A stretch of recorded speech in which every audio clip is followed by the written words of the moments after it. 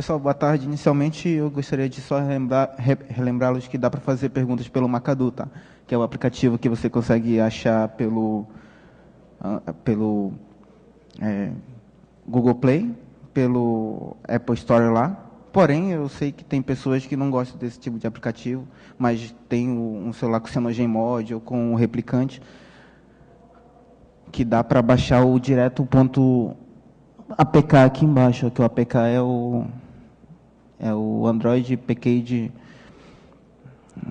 pacote do Android, né? Daí você clica ali, você baixa, você instala direto sem precisar entrar no Google Play.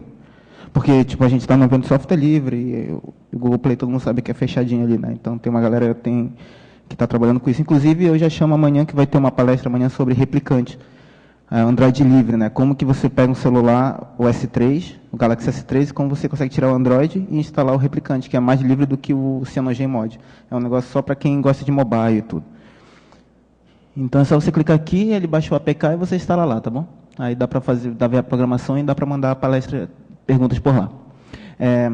Inicialmente, a palestra vai ser sobre GNU-Sense, uma distro 100% livre. Daí a gente vai discutir mais no âmbito da filosofia do que do pragmatismo, sem deixar o pragmatismo de lado, claro, óbvio.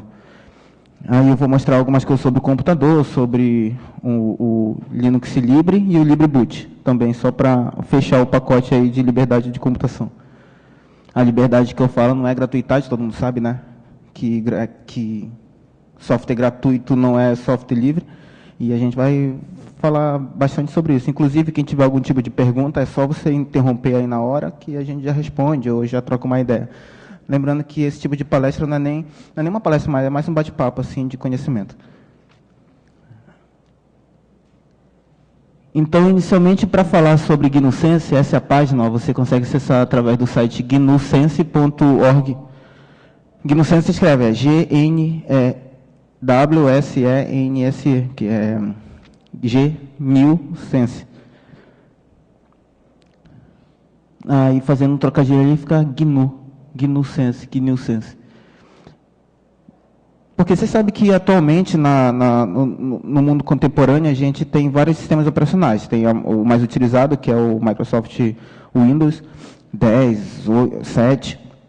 Depois você tem o outro que é semi-aberto, assim, metade aberto, metade fechado, que é a galera da Apple. Que o seu sistema operacional é o Mac OS X, e o Mac OS X ele é híbrido, né? O kernel do Mac OS X é o Darwin. E o Darwin ele é o kernel do FreeBSD e o kernel do BSD. Aí o BSD ele é livre, ele é open source, né? Porém, a interface dele, que é Aqua, que é o do Mac OS X, é toda fechada. Então, tipo, a gente não sabe muito bem o que acontece ali por trás. A gente tem que simplesmente confiar que eles estão fazendo coisas certas. E aí,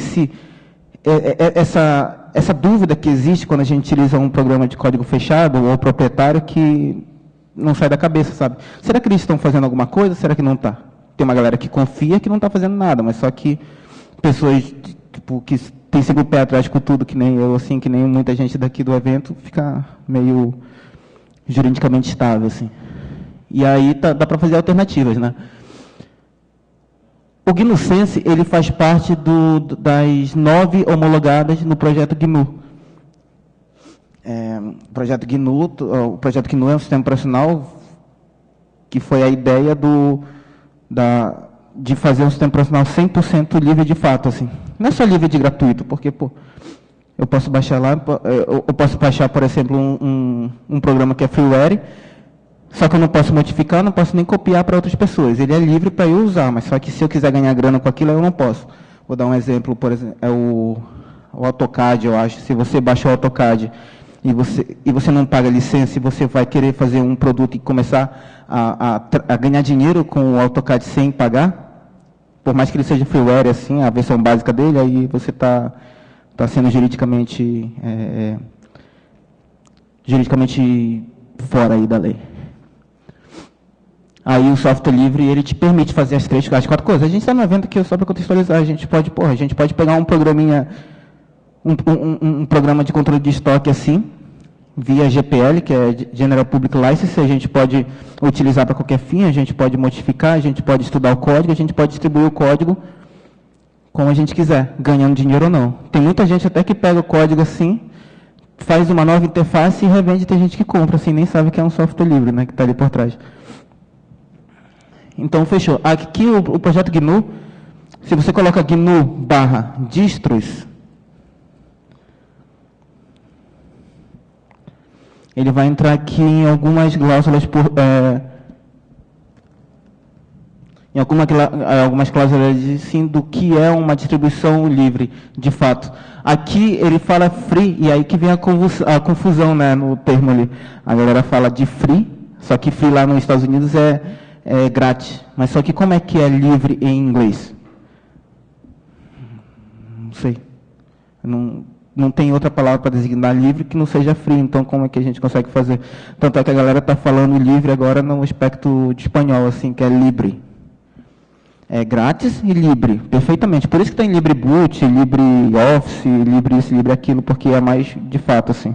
Acho que o Richard Stallman, o criador aqui do projeto GNU, ele fala que ele não sei se a frase é dele, mas ele fala que não se trata de cervejas gratuitas, assim. A gente vai lá, pega uma cerveja e toma e acabou. Ele está falando de liberdade de expressão, que é uma coisa totalmente diferente, assim, do que apenas gratuidade. Dentro aqui das distribuições livres, de fato, aqui tem algumas, ó, distribuições livres GNU com o kernel Linux. E aqui tem o porquê, né, o que são distribuições, tudo. E aqui embaixo você vai ter algumas dessas distribuições que a gente chama que é homologada pela Free Software Foundation, que é a BLAG, ou BLAG, que ela é baseada no Fedora. Acho que está descontinuada essa distribuição aqui. Você tem... Acho que não está descontinuado, mas é tipo... É o Fedora, com a interface gráfica do Fedora, e tem... Você consegue usar. Aí eu não sou usuário Fedora, então essa aqui eu descartei. A próxima é a Dragora. A Dragora, eles meio que pegaram o kernel Linux, pegaram os programas do GNU para formar o sistema operacional completo, né? Daqui a pouco eu falo por que não é apenas Linux ali, sabe? Aí esse daqui é o Dragora, acho que o Dragora também está no ar. Isso aqui eles fizeram do zero, que o pessoal chama de Linux from scratch, né? E aí está aqui, ó, esse aqui a galera já usa Libre. O Dragora Linux Libre, que é o Linux Libre, que é o kernel Linux sem os blobs. Daqui a pouco a gente fala também sobre blob que tem dentro do kernel Linux. Aqui tem o Dynabolic. O Dynabolic também, só que ele é mais para áudio e vídeo, né? O Dynabolic, eu acho que ele usa KDE assim como interface gráfica. Deixa eu abrindo aqui. Abriu. Aqui tem o Quix, que é uma distribuição que a galera do GNU mesmo a galera do GNU é uma comunidade gigante, né? E aí eles estão desenvolvendo um novo sistema de pacote, parecido com o APT ou com o Yum, ou o YAST, lá do Debian, da Red Hat e do SUSE, respectivamente. Que, na verdade, o YAST é apenas uma interface gráfica para usar os RPM. Né? Aqui tem o GNU Sense, que é o objetivo da palestra, e ele é baseado no Debian, e esse foi o motivo de eu utilizá-lo, que eu sou usuário Debian desde 2006, 2007, e aí eu queria sair do Debian por motivos pessoais mesmo, assim. Não é nada contra o Debian, não. Então, inclusive, eu continuo na comunidade Debian. É uma das melhores comunidades do mundo, assim, em torno de software livre. Tanto é que eu fui para o Debian e não fui para outro, né? Ou por isso que eu fui para o GNU Sense e não fui para outro. Tem o Musix, que ele é baseado no Canopix, que é baseado no Debian, da onde se originou o instinto Kurumin, foi baseado no Canopix ali. Tem o Parábola, inclusive tem uma palestra sobre Parábola, não sei que dia, mas depois a gente dá uma olhadinha. Parábola, ele é baseado no Arch, o Arch Linux ali, então eles fizeram uma distribuição baseada no Arch Linux e foi homologada também. Tem o Triskel, que é famoso atualmente, a maioria está trabalhando apenas com o Triskel, e ela é a homologada pelo principal lá da Free Software Foundation, atualmente, tanto é que se você clica gnu.org,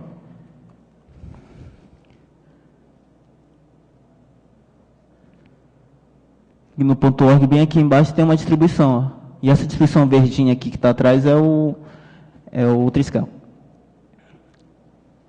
O que mais aqui? E o Triskel, na verdade, na boa, tipo, se você quiser sair migrar, ele é baseado no Ubuntu, então ele é bem famoso por conta da sua facilidade em uso. Ele não difere em nada ao Ubuntu, a não ser a interface, que a interface é até um pouco mais amigável do que a interface do Ubuntu, para quem vem do mundo proprietário do Windows, né? Que é uma barra embaixo, tem o menu iniciar, bem diferente do Ubuntu atual. Que a galera já se acostumou, mas só que a galera, quando vem ver aquela interface do Ubuntu, ainda acha meio de outro paradigma, mas é engraçado que essa galera, quando sai do mundo Windows e vai para o mundo Mac, a interface é muito mais diferenciada e a galera acha maravilhoso, sabe? Eu entendo muito. O ser humano é complicado. Cadê? E tem o Tuta aqui, que ele é baseado no Gentoo, que também é uma distribuição assim. E aí tem apenas, são só essas. Esses aqui são aqueles sistemas operacionais que é embarcado, né, que dá para instalar direto naqueles roteadores e outras coisas. Direto no hardware. Então tá. Então esse aqui é o GNU Sense. Que está aqui. Essa versão aqui ainda é o GNU Sense. Atualmente tem o GNU Sense versão 3, que é essa daqui que está. Porém, já lançaram o 4, que saiu inclusive em abril agora. Aí você clicar em download ali, ele vai mostrar ali ó, como você baixa. Você entra lá, né, gnusense.org, aí você clica ali em downloads.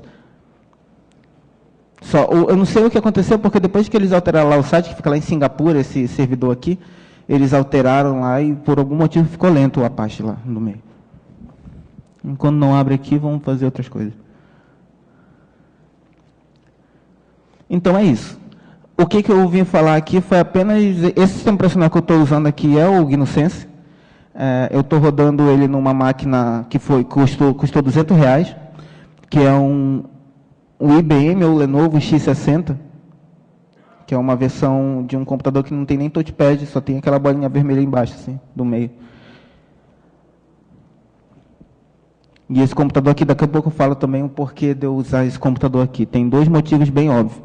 Bem óbvio não, bem marcantes, assim, que faz eu utilizá-lo e eu gosto muito desse computadorzinho.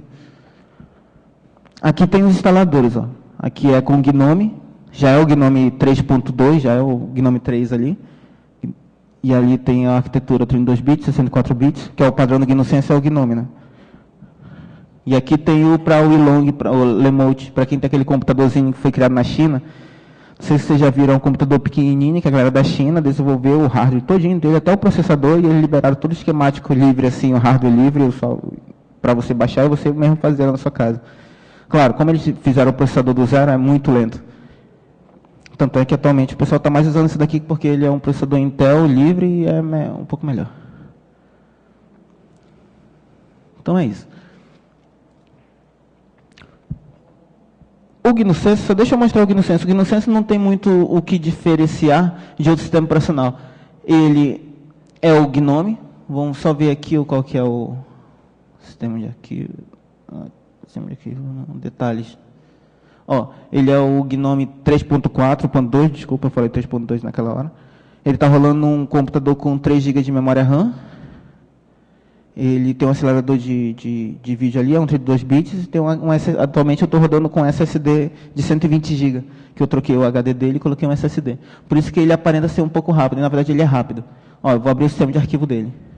Aí, opa, só deixa eu... Ó, já foi. Vamos abrir aqui, por exemplo, o GIMP.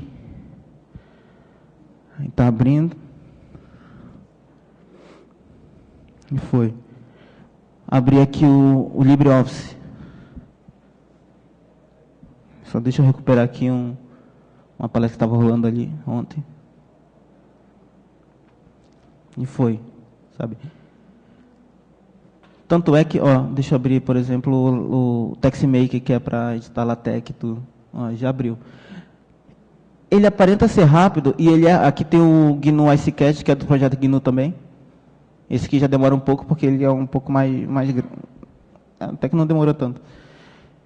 Ele é rápido porque é por causa do SSD. Inclusive, se você tem um computador e o seu computador está lento, mas eu comprei ele no ano passado, o processador dele é um i7, e ele tem 16 GB de memória RAM, e ele continua lento. Falei, mano, tira o HD e coloca um SSD. Você vai ver que, tipo, eu dei R$300 nesse SSD de 120 GB. Eu acho que foi o R$300 mais bem dado da minha vida, assim, que cara, agilizou o trabalho, sei lá, 100% assim, do tempo. Então, quem tiver um computador, qualquer computador, você tira o HD e compra um SSD. Tem até uns SSD-M, sei lá, que você quer no estilo de uma memória, numa placa Wi-Fi. Aí você desmonta todo o seu computador, coloca o seu HD de 512 GB assim, no lugar da Wi-Fi tua e coloca, ele vai funcionar. Muito mais rápido do que o SSD, esse que eu tenho aqui. Então é um negócio bem bacana. Que mais? Então é isso. Isso aqui é só para mostrar que o GNU Sense às vezes é muito mais rápido do que muitos computadores por aí. Por conta desse computador aqui que está com SSD. E esse computador foi R$200. Esse aqui, eu comprei esse aqui na verdade eu comprei 4. Um foi 150, outro foi 200, outro foi 250. Reais. No Mercado Livre lá. Inclusive, já falando desse computador, aonde está o GNU Sense, que na verdade a palestra se divide em 3 partes. Eu coloquei GNU Sense 100% livre, só que quando não adianta a gente falar de software livre sem falar de hardware e BIOS, que a gente vai falar sobre que dá para tirar aquela BIOS, que é o software de entrada e saída básico do computador que fica na memória ROM. Não fica na HD, fica na memória ROM. Sabe quando você liga o computador e fica aquela tela preta? Pois é, dá para tirar aquilo ali, que é o software fechado, dá para colocar o software livre lá.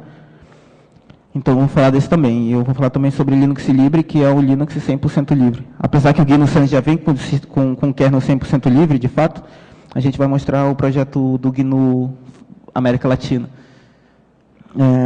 Se você entrar no Mercado Livre,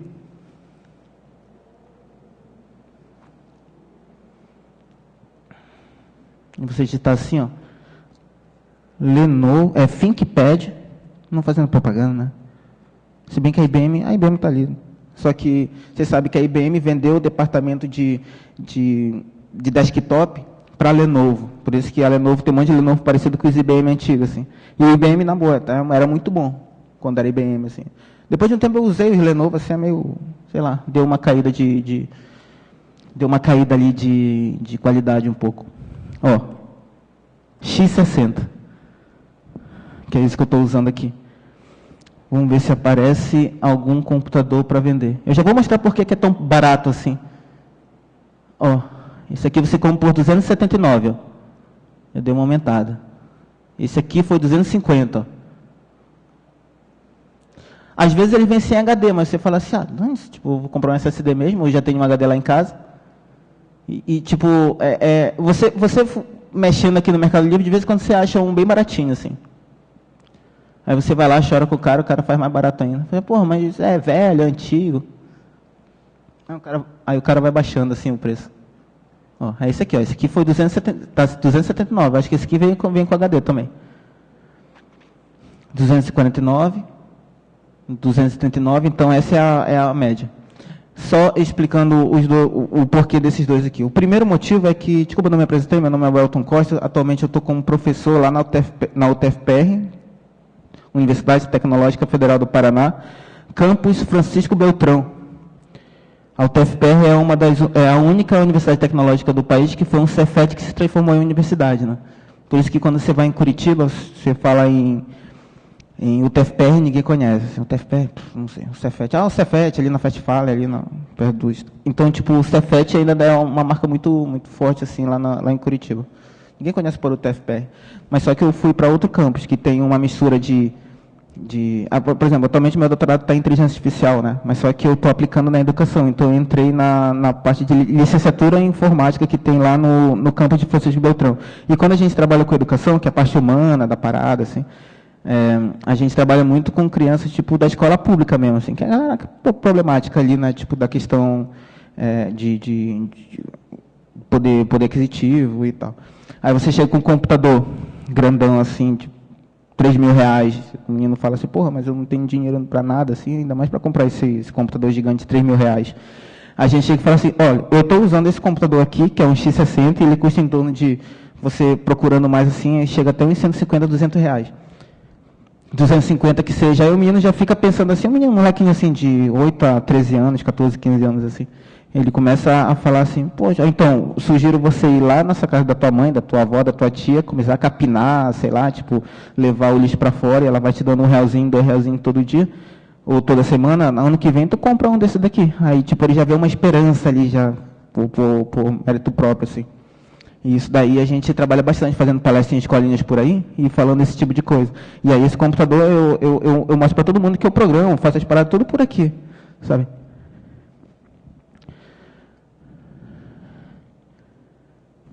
Isso aqui eu ia mostrar a página da UTFPR só para fazer um marketing viral aqui.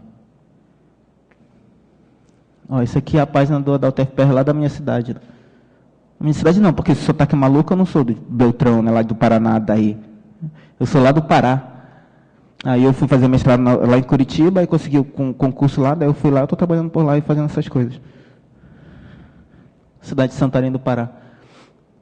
Então, beleza, isso aqui é a universidade, a gente tem várias coisas lá. Só tem 4 cursos lá, é licenciatura em informática, engenharia química, engenharia ambiental e engenharia de alimentos. Aí imagina, se é um curso de licenciatura no meio de engenharia. A gente é pisado, assim, tipo, na questão do... Pessoal, tanto é que ninguém fala em licenciatura em informática, todo mundo só fala em informática lá. Daí, tipo, a parte humana sempre fica de lado e a gente começa a criar pessoas apenas para o mercado de trabalho. Um monte de obra barata. E eu não curto muito essa parte, não. Mas só que a gente nós tem um grupo de professores lá que a gente começa a fazer, tipo, bater mesmo nessa questão humana, na questão de chegar lá, a questão de mostrar a internet das coisas, sei lá, desenvolvimento web, manutenção de computadora, para ver que os meninos lá do ensino médio começam a ganhar grana ali fazendo esse tipo de trabalho, sabe? E a questão da ética também está muito... Você sabe que a liberdade está dentro do campo a ética está dentro do campo da liberdade ali, filosófico, e que a liberdade, na verdade, está mais relacionada com responsabilidade. Se você não tem responsabilidade, você não tem capacidade de ser livre, assim, né? Porque a liberdade, ela tem muito, precisa disso daí. E aí essa questão da responsabilidade para ser livre é muito importante, a gente passa isso para a molecada. Ah, mas professor, eu posso instalar um Windows pirata aqui e ganhar meus R$80? Eu falo, você pode. Mas você sabe da consequência que tem que ter futuramente. Aí atualmente a cultura no Brasil, na maioria do Brasil assim, é que isso é certo. E coisas erradas são certas. Então a gente passa toda essa parte para os meninos lá, para ver se eles começam a ter para despertar essa parte crítica da ética, assim, né? Que atualmente está muito debilitada. Atualmente é normal. E o cara que não é... o cara que tenta seguir a ética, ele sofre bullying, sabe? Tipo, é impressionante. Ah, tu é muito babaca, bicho. Pô, tu pode estar... sabe? Ah, vocês sabem como é que é. Então, a gente tenta passar isso aí também nesses cursos, né? Por isso que tem muita filosofia no meio, tá? E por isso que filosofia informática, assim, principalmente nessa questão do GNU, que fala mais filosofia do que tal, eu acho bem bacana. Assim. Não que existe só isso, existem outros campos, que a gente sabe. Open source, para ganhar grana, vender para a empresa, fazer minha empresa, fazer open source, misturar com um código fechado, para poder saber o que o usuário está fazendo, para poder baixar, fazer um big data e ficar milionário. Isso aí acontece, claro. A gente ensina também esse tipo de coisa. Mas só que, para quem quiser saber mais sobre essa questão da filosofia de software livre, que é essa vertente que eu entrei ali, a gente tem um campo lá também para isso. Então, desse computador. A segunda coisa do porquê eu ter comprado esse computador também, além dessa questão educacional, de baixo custo... Ah, só antes de falar isso. Esse computador é de 2006. A cada 10 anos, as empresas...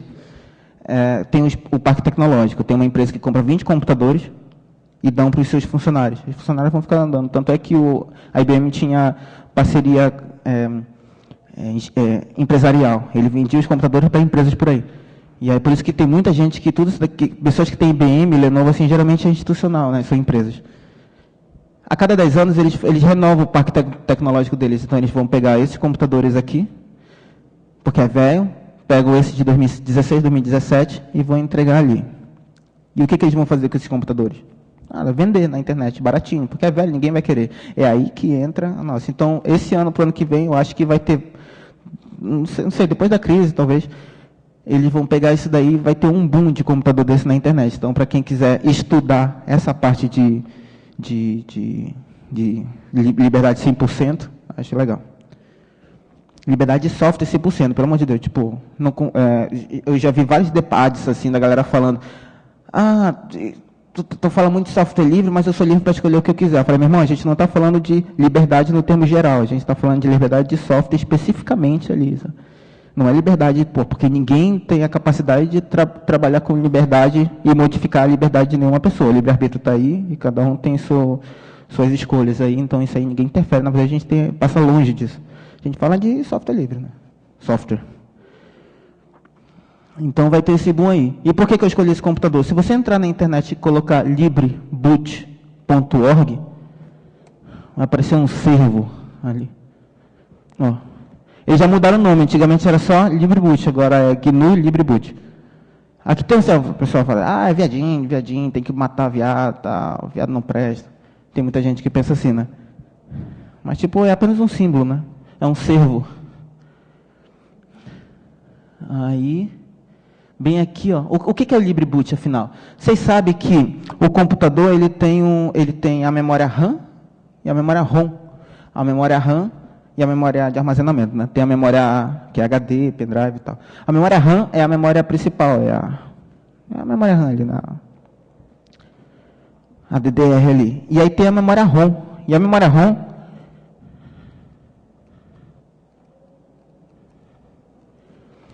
é a Read Only Memory, memória apenas leitura.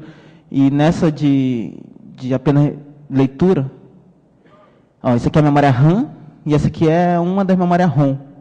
Então é um chip que fica aqui dentro da placa-mãe, soldado, que não dá para modificar, não dá para tirar, não dá para fazer nada. E o software que está aqui dentro é um software chamado BIOS, Basic Input Output System, né, que é o que dá o boot no teu computador. Só que esse programa aqui é fechado. Aí de novo, aquele negócio. Pô, mas eu instalei o GNU Sense, só que eu estou usando 100% livre, eu estou ainda na parte de software, estou migrando agora para a parte da internet, do uso livre da internet, assim. Google, principalmente, eu estou tentando tirar, Facebook e tal. Depois eu falo também sobre isso no final. E aqui dentro tem a BIOS. Só que como que eu consigo tirar esse programa que é fechado? Se eu tirar, pifa. Até dá para tirar. Eu posso colocar eu posso abrir, colocar um jacaré, que a gente chama assim, que é um crimp assim, que você coloca aqui em cima dessa BIOSzinha aqui. Isso aqui é recente, né? Uma BIOS recente. Tu coloca ali, e aí tu liga ele numa Raspberry Pi, tu deletar tudo que tem ali. Aí, e ele deleta. Só que daí quando você liga não acontece nada o computador. Fica tudo preto assim. De bateria carregada, tudo, você clica, não acontece nada. Nem carrega, nem nada. Porque quem faz esse tipo de controle é o software que está aqui dentro.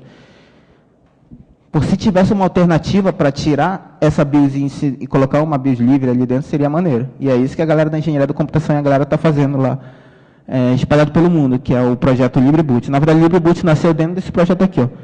Core Boot. É coreboot ponto alguma coisa, não sei se é .com.org. É um coelho.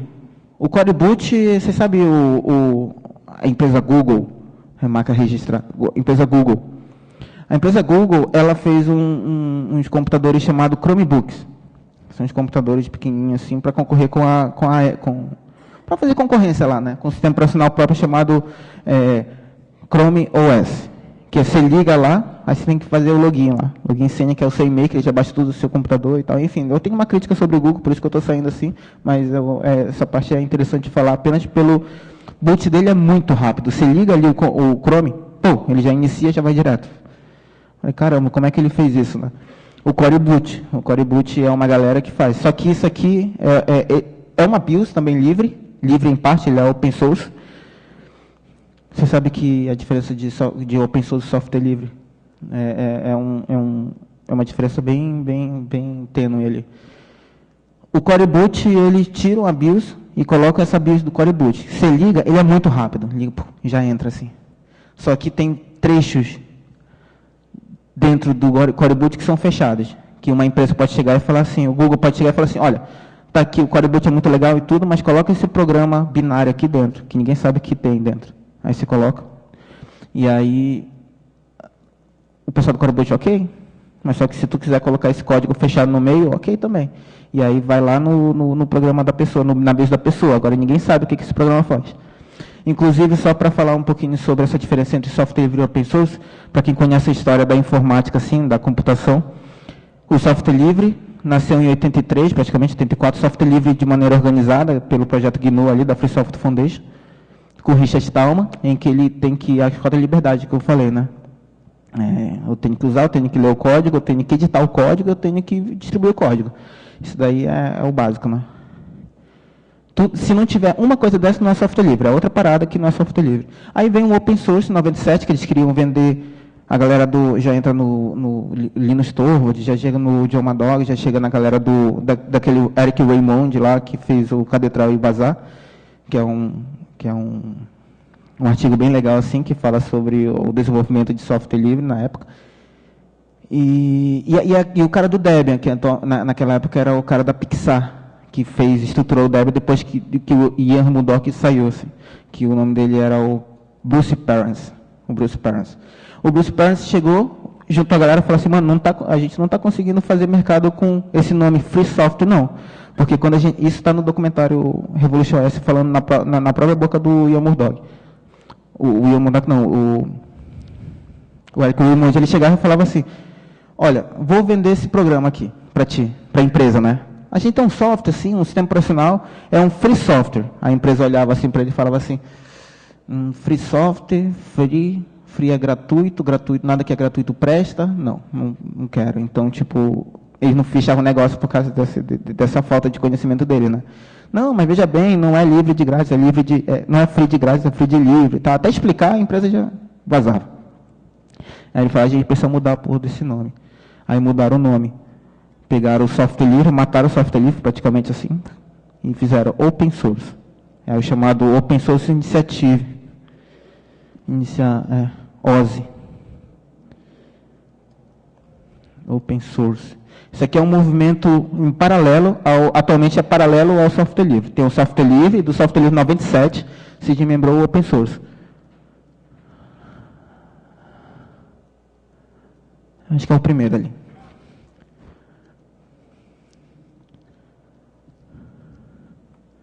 E esse aqui é o site da Open Source Initiative. Aí aqui entra uma porrada de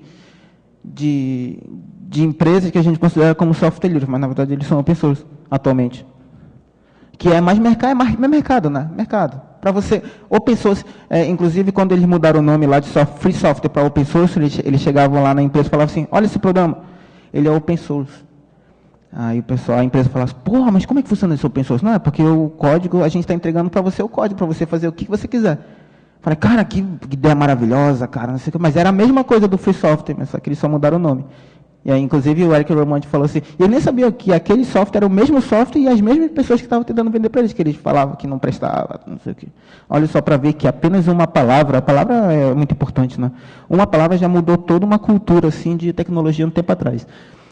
Aqui tem os afiliados, ó. Vamos ver alguns afiliados que estão na lista lista de afiliados ao Open Source.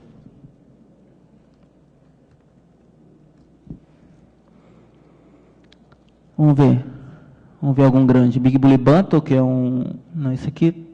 Debian, ele entrou em 2012. Aqui. The Document Foundation, que é o que faz o LibreOffice lá. A Fundação FreeBSD. Que mais? Vamos ver, a Joomla.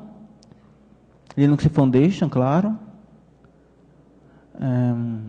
Mozilla Foundation. O Instituto de Software Open Source, que é outra parada ali. OW2, inclusive eles estão aqui no evento atualmente aqui. Óbvio que não é apenas uma lista, né? Tipo, os dois têm que viver de maneira pacífica. Assim. Só que a gente tem que saber que Open Source, software livre. E é isso. Tem algumas coisas ainda, tem Oracle, eu não vi ali. Mas tem outros ainda. E é isso. Nessa linha, o Corey Boot, ele é open source. Eu acho que nas palavras do criador da palavra open source, ele falou assim, o menino que criou o termo open source, que foi o Bruce Perens mesmo, ele falou assim, eu concordo muito, eu concordo com quase tudo com o que o Richard Stallman fala. Menos no seguinte, o Richard Stallman fala que todo software tem que ser livre. E eu falo que não, que o software livre e o software proprietário podem unir forças para o progresso do mundo, sabe? Enquanto que o Richard Stallman é 100% livre, A galera do open source fala que você pode misturar. Pode, não tem problema nenhum misturar. E nessa mistura, a gente perde o controle da parada.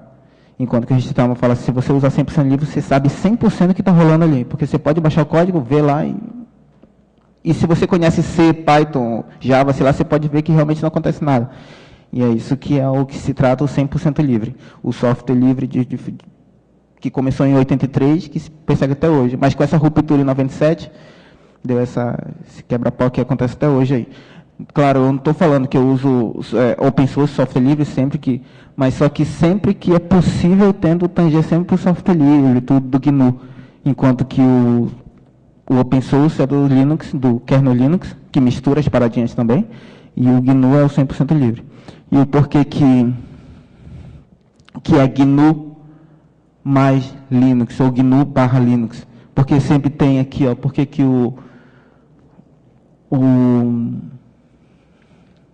que sempre a Free Software Foundation fala GNU com Linux.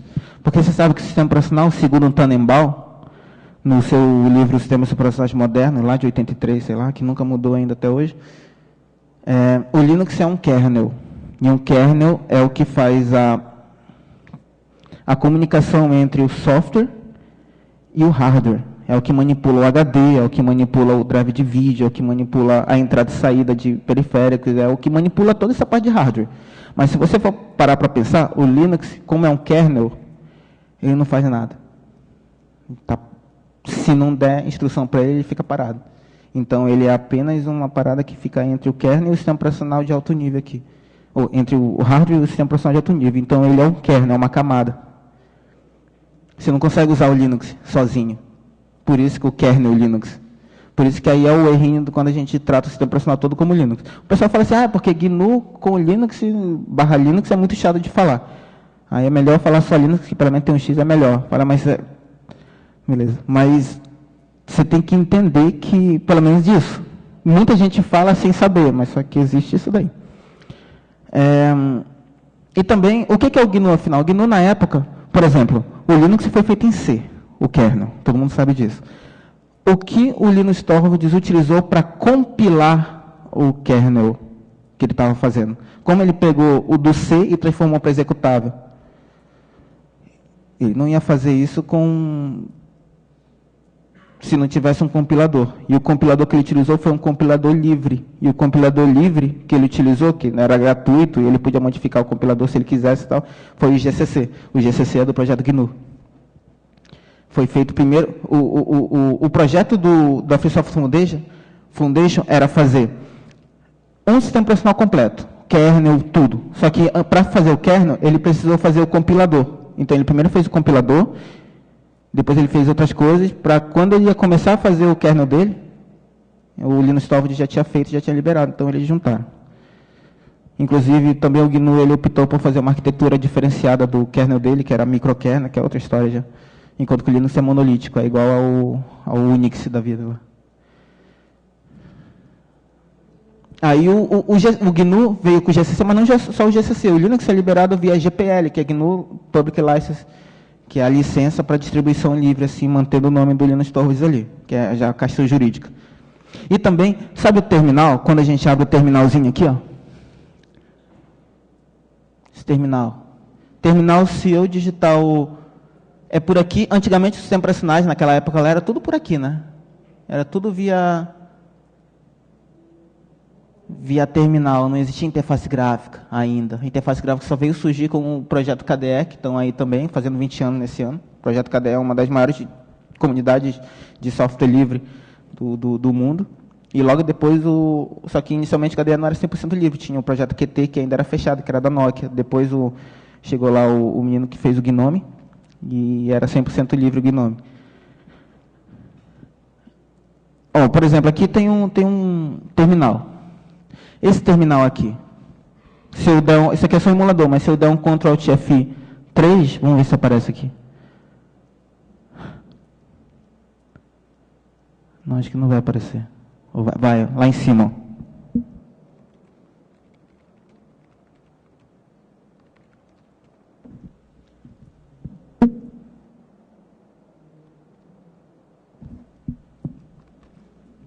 Aqui saiu. Antigamente era só naquela tela preta lá, ali que o pessoal fazia. É a mesma coisa que isso daqui. Qual é o nome desse aplicativo aqui? O terminal. Qual é o nome do terminal? Bash. O Bash, B-A-S-H, tanto é que se eu digito aqui e entro com o Bash, ele abre o terminal. Então, o Bash, na época lá, foi criado também pelo projeto GNU. Então, ele pegou o Linus Torvalds, ele fez o kernel dele, mas só que ele precisava de uma camada para fazer a interação humano-computador, que sou eu digitando o comando e fazendo o computador reagir ali. Então, esse software aqui, Bash, que é utilizado até hoje, também foi feito pelo GNU. E também tem uma camada entre o kernel e o Bash, que se chama libc, que também foi feito pelo projeto GNU. Ou seja, o Linux por Linux não funcionaria sem os negócios do GNU. Por isso que a galera fala, o sistema básico do computador para ser utilizado precisa do BNUT, do Bash, pelo menos. Dá para usar outros, mas só que o padrão atualmente é isso. E o GCC para compilar e o kernel lá embaixo. É por isso que a galera fala GNU com Linux, ou GNU. Eu atualmente estou falando, eu estou usando um sistema GNU com kernel Linux. Fica mais, eu não quero falar barra Linux ou mais Linux, eu não acho tão legal assim. Então, é isso. E aí, tem o Core Boot, e dentro do Core Boot veio o LibreBoot, que já foi incorporado no projeto GNU ali. Então, ele é você clica em Downloads, ali tem como instalar o LibreBoot. Para instalar, não é em qualquer máquina. Se você fizer esses comandos aqui em qualquer máquina, vai pifar tua máquina vai, já era. Então, não é qualquer máquina que faz. Ele tem uma lista de computadores que dá para fazer isso daí. E a lista... Olha, lista de ROM do LibreBoot. Acho que é o primeiro logo ali.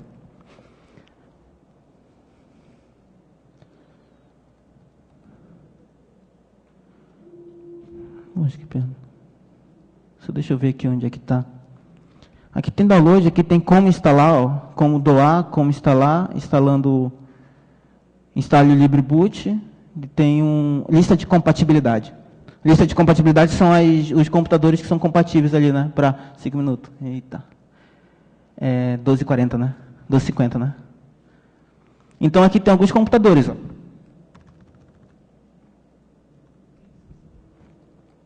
Tem vários aqui em cima, aqui lista de compatibilidade de hardware. Você tem aqui alguns desktop como Intel, essas placas-mães aqui. Aqui tem os servidores da ASUS. Aqui tem os laptop, por enquanto, apenas o ARM é só o Chromebook C201 da Google. E aqui tem os Lenovo ThinkPad 60, que foi o primeiro que eles conseguiram fazer isso. Muito bom. Depois veio o tablet. Tem o X200, o R400, o T400, que é o meu sonho de consumo atualmente, que ele é um computador maior e muito mais robusto. E os dois, primeiro o MacBook 1 e o 2. Então dá para fazer com isso. Então você compra isso e você faz. Beleza? Então esse aqui é o LibreBoot. E o LibreBoot não dá para mostrar aqui porque não vai mostrar, mas quando você liga, não aparece o GNU filósofo assim, voando, assim, tá? É bem bacana. E aí o coisa saiu. E por fim, o projeto Linux Libre. É um projeto do GNU também, do projeto Free Software Foundation América Latina. Quem está mantendo atualmente é o Oliva, que vai até palestrar 2 horas nesse mesmo auditório aqui, bem bacana. E aí o símbolo dele é o Frido. O Frido é o símbolo que é o Tux que toma banho ali, né?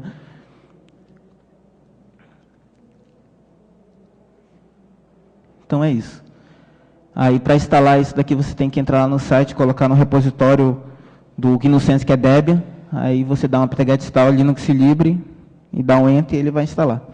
Então, eu estou usando isso aqui sempre o GNU Sense. Qualquer coisa, é só você entrar em contato com entrar em contato com o meu e-mail.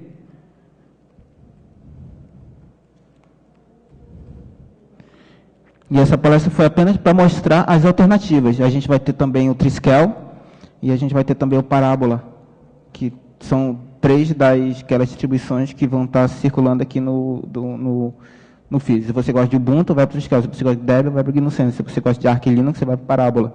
Ou, se você quiser se aventurar em alguma assim, escolhe uma dessas 3 aí que os meninos vão estar 100% à disposição para instalar no seu computador e mostrar e fazer como que utiliza de maneira bem bem funcional. Pessoal, muito obrigado aí. Qualquer dúvida, a gente está por aí pelo FIS, tá legal? Valeu.